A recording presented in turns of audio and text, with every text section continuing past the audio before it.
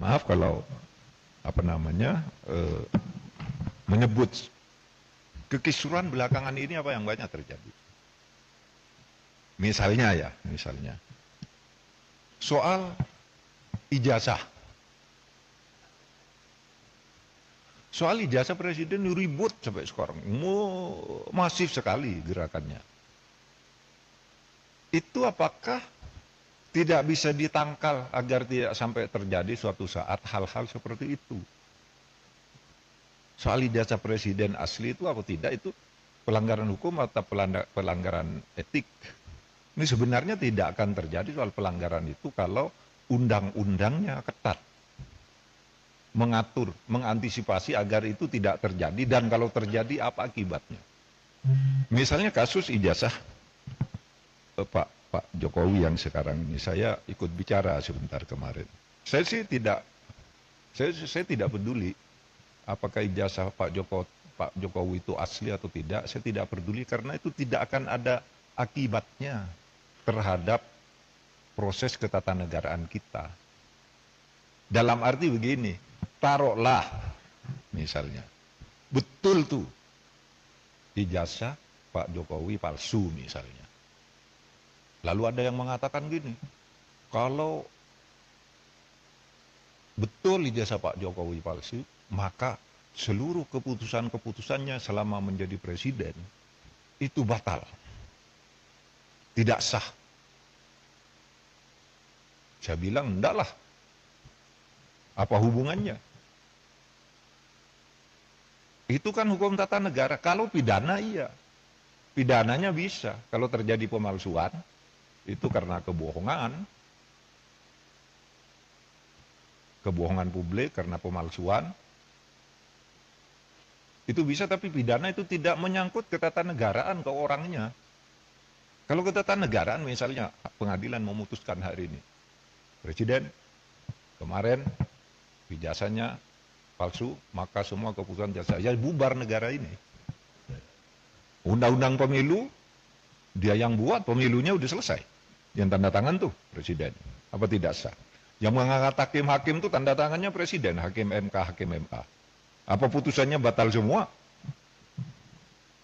Pengangkatan menteri udah diangkat oleh presiden, tidak sah? Apa batal semua itu kebijakan perjanjian internasional dan sebagainya? Enggak. Enggak bakal tidak sah. Karena apa?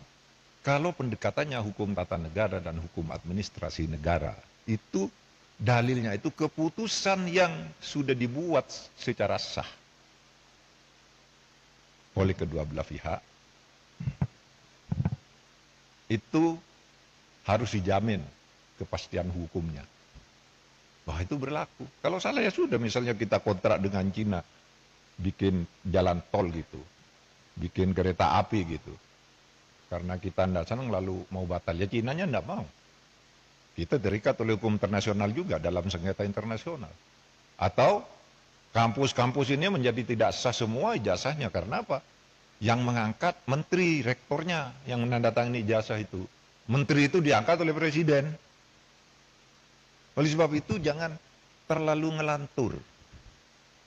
Bicara keabsahan ijazah presiden kok dibilang lalu keputusannya tidak sah. Karena saya mengatakan begini, ini ada aja yang nanggapi.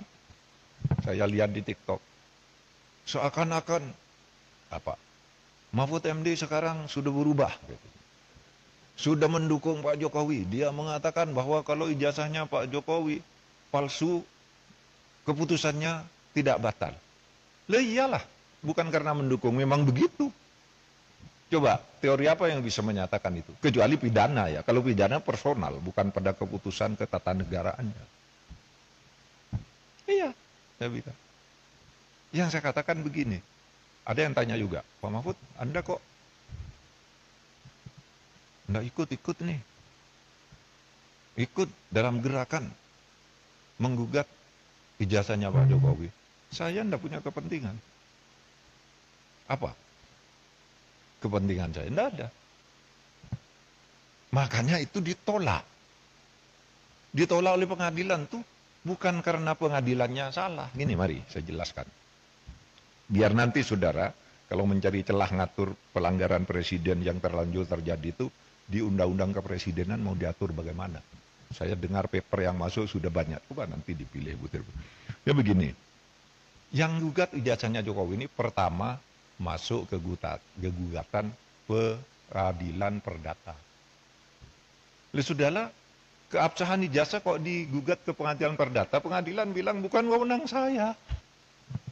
Jadi benar pengadilan itu bilang, NO, saya tidak dapat menerima ini karena bukan wewenang. Tugas pengadilan itu bukan mencabut ijazah. Terus apa dong?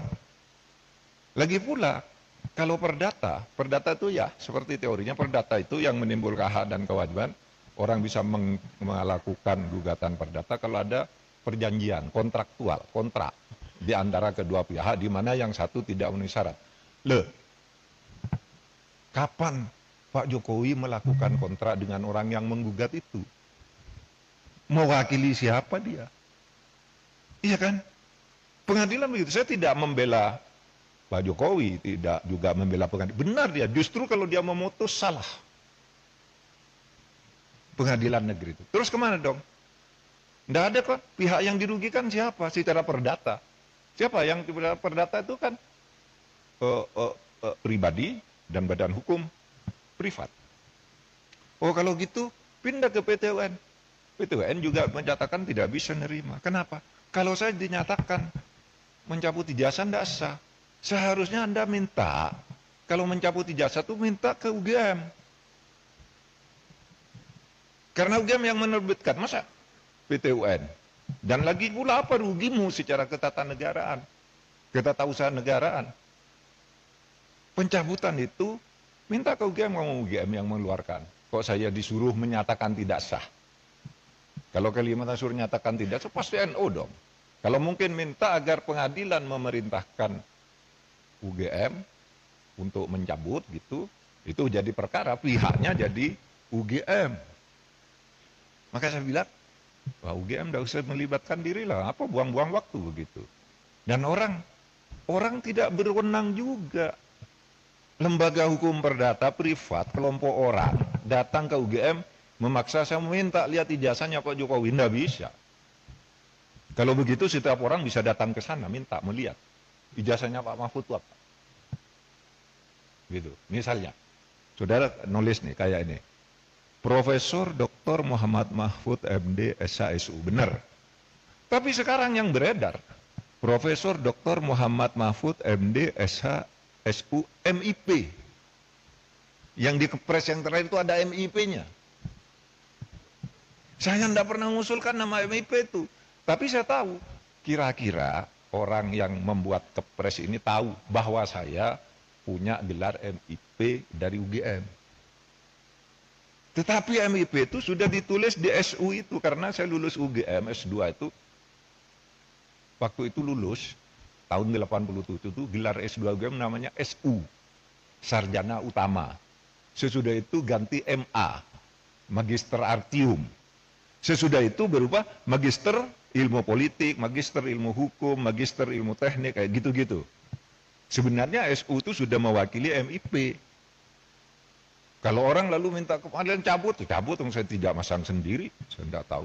Mungkin pada waktu itu yang ngetik kepres saya itu Pak Pratikno, karena saya lulusan di sekolahnya Pak Pratikno, atau Pak Ari Bipayana. Nah, sebab itu sekarang saya katakan, kalau gitu masuk ke pidana. Nah kalau ke pidana, itu kan masuk ke pidana. Malah yang dihukum orang yang menyebarkan berita bahwa ijazahnya palsu. Dihukum bener, ya dihukum, masuk penjara 2 orang. Karena apa? Dianggap menyebarkan berita bohong. Sekarang masih di penjara, belum keluar. Malah yang punya ijazahnya tidak dipersoalkan. Sekarang jalurnya sudah masuk, tinggal politisnya bisa enggak? Karena yang dilaporkan sekarang, ya, yang dilaporkan sekarang itu adalah pemilik ijazah dan sudah dilaporkan ke Baris Krim. Nah kalau itu arahnya udah tepat, tinggal hukumnya nanti dinilai benar apa tidak. Itu palsu. Nah kalau gitu UGM boleh hadir, dipanggil pengadilan. Kalau cuma didatangi orang, saya minta ijazahnya, saya minta skripsinya untuk apa? Kalau saya, enggak boleh. Sudah benar tuh UGM.